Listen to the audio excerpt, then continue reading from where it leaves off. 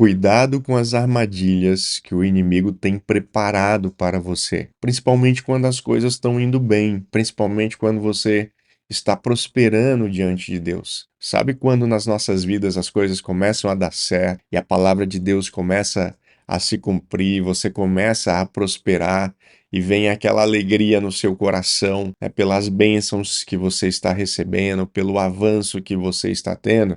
Então, é justamente nesses momentos que você precisa estar atento e vigiar para que o inimigo não venha roubar a sua bênção, para que o inimigo não venha te tirar desse lugar de prosperidade. A palavra de Deus para você no dia de hoje é muito importante que você entenda qual é o mecanismo que você tem e que você precisa acionar quando você estiver encurralado, quando você se sentir sem saída, quando você se sentir pressionado a fazer algo que desagrada ao Senhor. Mas antes de nós prosseguirmos, eu quero te dar as boas-vindas para você que está chegando aqui agora no Vivendo pela Vida.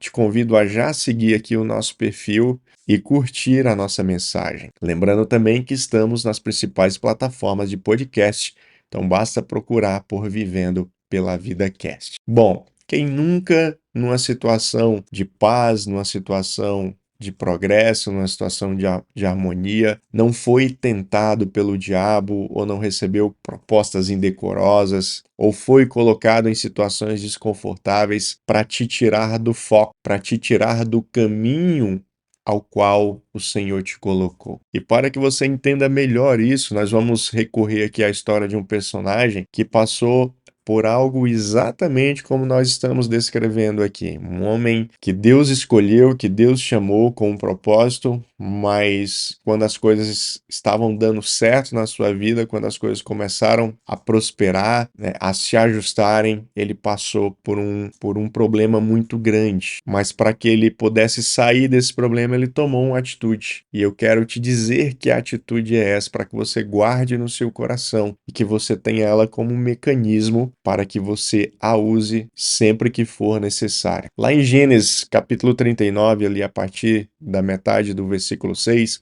a palavra nos diz o seguinte: José era um rapaz muito bonito, de bela aparência. E logo a esposa de Potifar começou a olhar para ele com desejo. Venha e deite-se comigo, ordenou ela. José recusou e disse: Meu senhor me confiou todos os bens de sua casa e não precisa se preocupar com nada. Ninguém aqui tem mais autoridade do que eu. Ele não me negou coisa alguma, exceto a senhora, pois é mulher dele. Como poderia eu cometer tamanha maldade? Estaria pecando contra Deus. A mulher continuava a assediar José diariamente, mas ele se recusava a deitar-se com ela. Certo dia, porém, quando José entrou para fazer o seu trabalho, não havia mais ninguém na casa. Ela se aproximou, agarrou-o pelo manto e exigiu: Venha, deite-se comigo. José se desvencilhou e fugiu da casa, mas o manto ficou na mão da mulher. Querido, que situação desconfortável, que situação difícil ao qual José passou. A história de José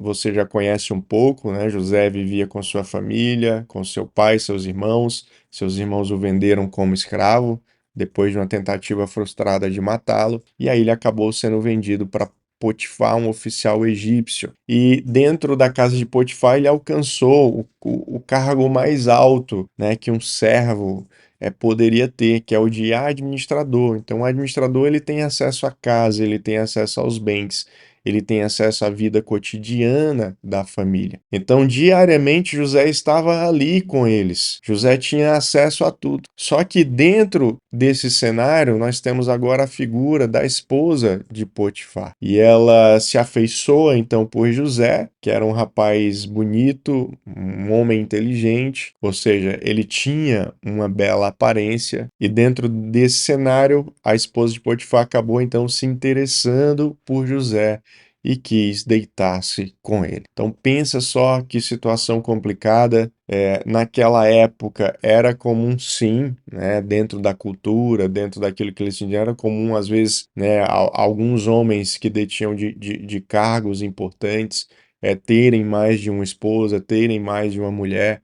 e às vezes disponibilizarem essas mulheres para outros homens. Isso era uma cultura da época. Mas nesse caso específico, o próprio José fala: olha, o seu marido, ele me deu acesso a tudo. Eu posso praticamente fazer o que eu quiser aqui dentro da casa de vocês, menos tocar em você. Ou seja, eu não estou autorizado a fazer isso. Mas o mais interessante dessa história é mesmo a gente sabendo que culturalmente era possível alguns homens dividirem suas mulheres com outros homens, que não é o caso aqui específico da esposa de Potifar, mas o que preocupou José não era nem o fato dele errar contra o seu senhor ou dele pecar contra o seu senhor. Porque lá no versículo 9, olha só o que José diz: como poderia eu cometer tamanha maldade? Estaria pecando contra Deus. Então perceba que o compromisso de José é muito mais do que com o seu senhor Potifar, era com o próprio Deus. José tinha um temor da parte de Deus. Ele sabia que ele precisava obedecer ao Senhor.